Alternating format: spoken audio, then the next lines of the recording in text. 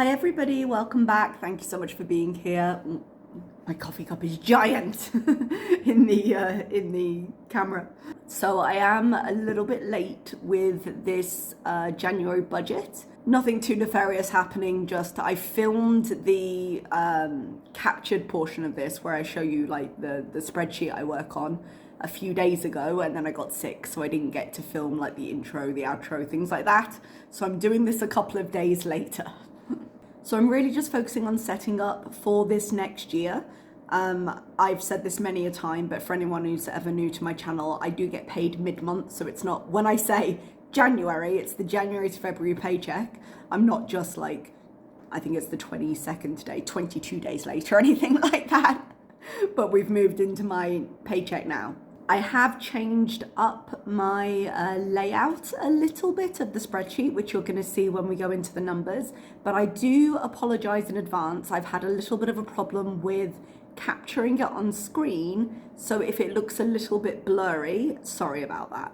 Basically, for some reason, and I'm not sure what it is, and I'm not sure why it happens, sometimes, but not all the time, when I screen record and do the voiceover, it captures as a quarter of the screen instead of the whole screen when I do it from Excel. Not sure why. If you know why, please do let me know down below. But because I then recorded that whole portion of the video and then I got sick, so I wasn't about to re-record it, it means I have to chop it down and stretch it back, and that's left it a little bit fuzzy this time around.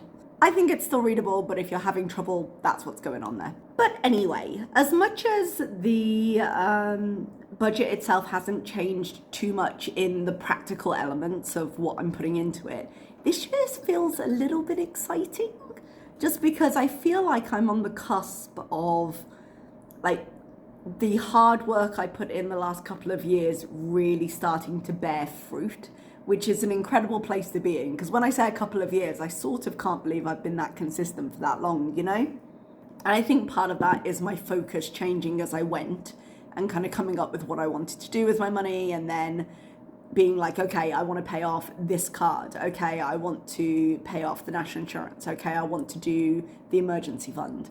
So it doesn't feel like I've just been on one goal. I've actually just been progressing through many.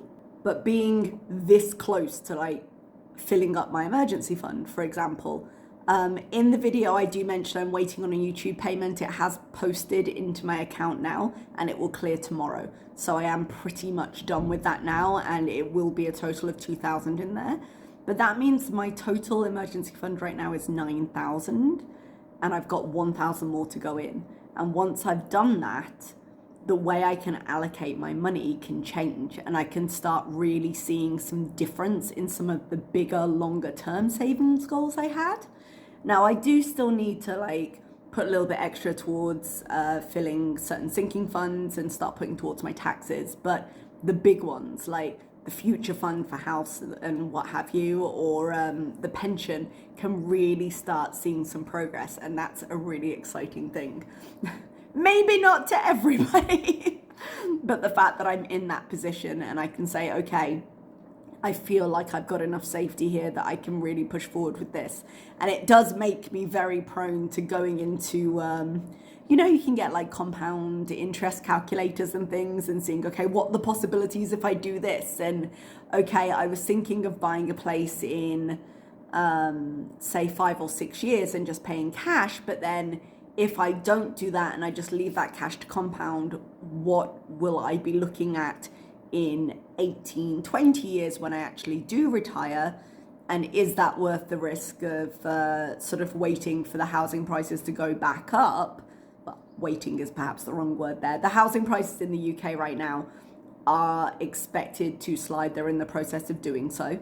Obviously, there's a bit more nuance to the housing market than that, but in general terms.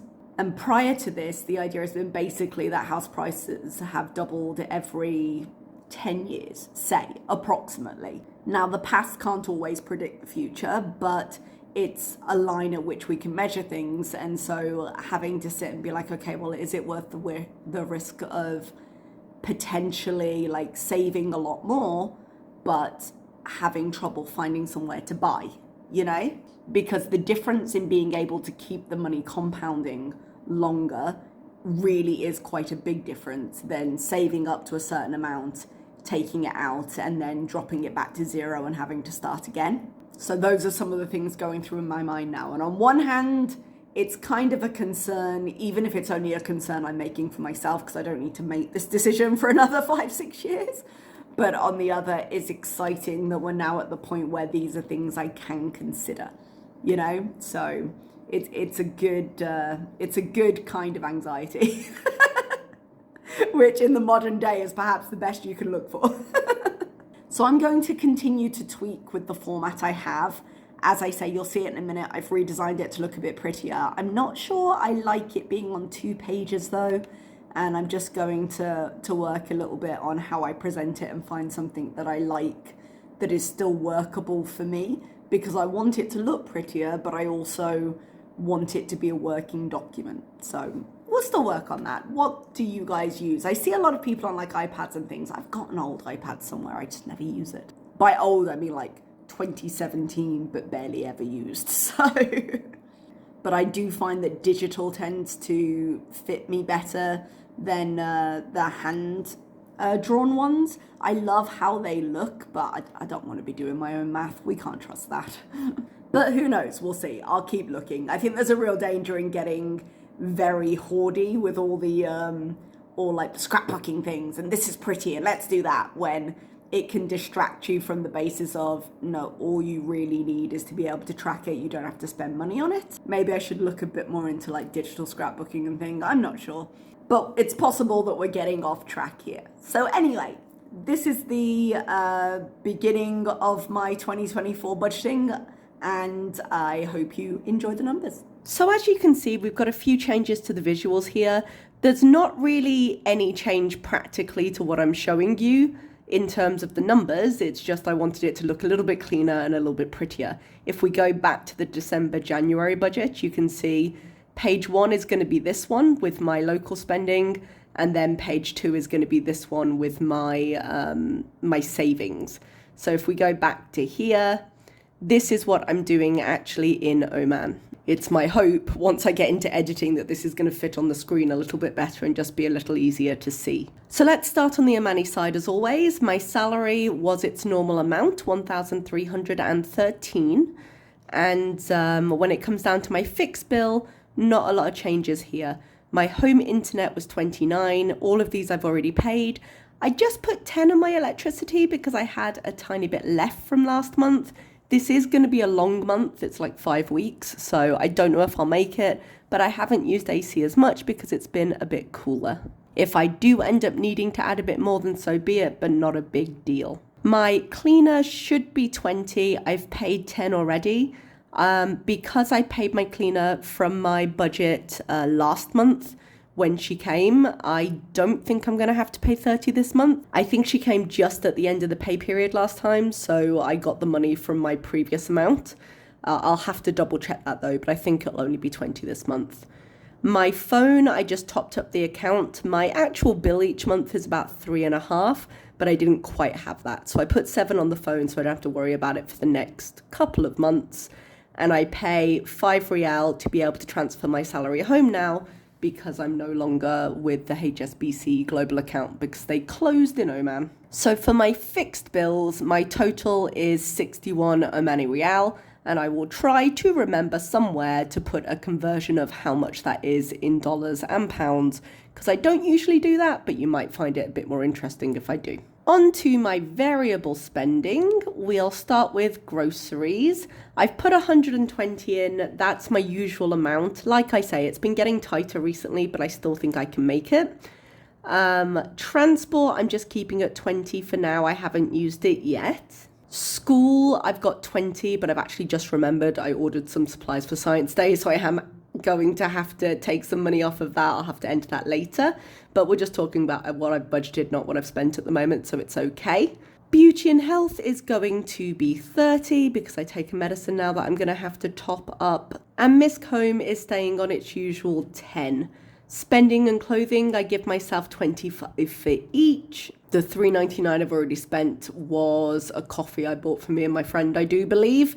But that's what the spending covers. It's just anything extra that I just want to buy for myself that I have no reason to have, or if I decide I want to go and get a coffee or go and get a something, that's the fund it comes out of. So my variable spending for the month is slated to be 323, and that means based on what I had, I could send home a total of 990 Omani Rial. Now, as it happened, I had a little bit of buffer left in my account from last month because I had left a little bit more slush in there because it was Christmas and the holidays and I didn't really know how much I would spend. I did end up spending a tiny bit more than I thought I would, but I had the buffer to do it, so it wasn't a big deal. So I'm sending home 990 from this paycheck and then a little bit left of whatever was still in the account. I don't generally like to budget down to zero because it makes me think like, oh, what if I've miscalculated? What if something unexpected comes up? So I keep 10 or 20 Rial just in the account, just in case.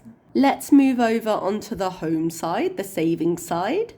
And this is the look for this one. Again, same deal as the last page, it's just instead of having it together, so I have to crop down the screen, I've got it separate now. So for savings, I was expecting to receive about 2,000 from Oman, and I was expecting to earn about 1,250 from YouTube, but I ended up earning slightly more. With the extra in my account, I received 2,055. And I got 1,320 from YouTube, which was a total of 3,375. We're working in British pounds now with the conversions. I haven't actually received my YouTube money right now because it's the 19th. It gets paid between the 21st to the 26th officially. For me, it's usually the 24th or the 25th.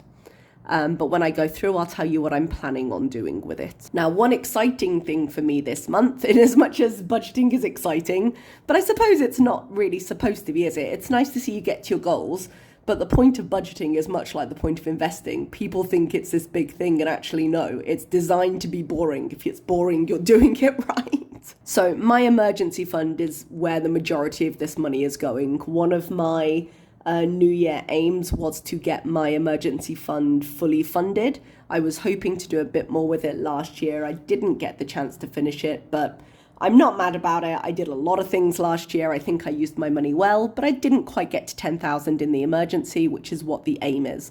However, if I put 2,000 in this month, I will be at 9,000. So that means next month I can put 1,000 in and that will be fully funded, which is really exciting.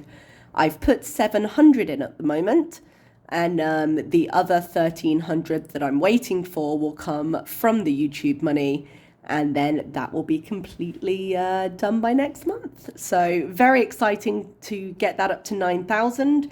Makes me feel really good to have it. I realise when you look at my spending, having a £10,000 emergency fund might seem like quite a lot, because if you consider like 3 to 6 months expenditures, I don't actually spend very much money in the month. But because my housing is tied to my job and also tied to my right to live in the country, if I lose my job, I lose where I live, as well as my employment, and I have to fly home. So I can't use my monthly outgoings as a good guide to how much I would need if I was no longer employed. I have to have more money available. YouTube and my YouTube membership down here, I had enough money to cover it in my other account. Again, a little bit of slush, so I didn't need to allocate money for that. They only total about £5 altogether, so it's really no big deal. My pension, I put in my usual 845, and my future fund, I put in 500. That's a total of 1345. So I'm not sure exactly what I'm going to do next month just yet, where I'm going to focus any extra money I get. Once the emergency fund is finished, I'm going to have to plan that out a little bit more. I don't know if we're about to go to sinking funds. I've got some different aims that I outlined in my new goals video that I put up, kind of recently. It's been a while now. And I don't know just which one I'm going to do first, if I'm just going to take care of my taxes for the year first, if I'm going to split it into my sinking funds, or if I want it to go straight into any of these savings. I haven't decided just yet. My instinct is to get my obligations out the way first, but I also recognize that the amount of time it's going to stay in the account that I keep for my tax money, it's not going to earn anything. So I feel like it would be better to have it invested because I'm not going to need the tax money for a while. I don't know. We'll see. But let's go over to those sinking funds. Taxes and travel are currently, I want to say grayed out, but blued out because the background's blue. Travel has got 1,200. I don't think I'm planning on contributing to that at the moment because I've got no plans for it. And if I decide I do want to travel, I can always add some more money in. And taxes are fully funded for this tax year at 2,000. I might need a tiny bit more. I haven't entirely calculated yet.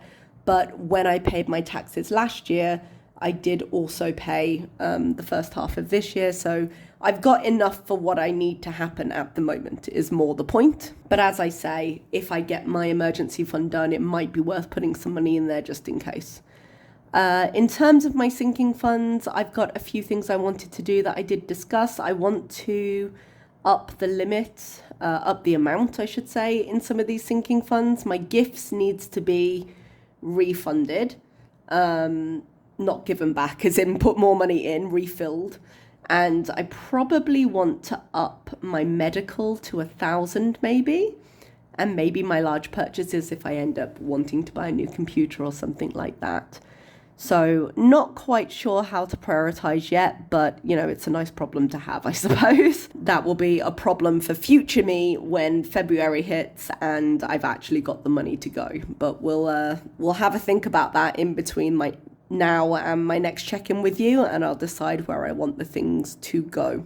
And there we have it. Fairly straightforward, but making progress. I do have a few decisions to make in terms of the priority order of a few other things, but they are not urgent and nothing's going to go particularly awfully if I do it in another order. So I'm still thinking that through and will just decide with my heart what's going to annoy me less. But other than that, thank you so much for being here, and I will see you for the February budget. Thank you.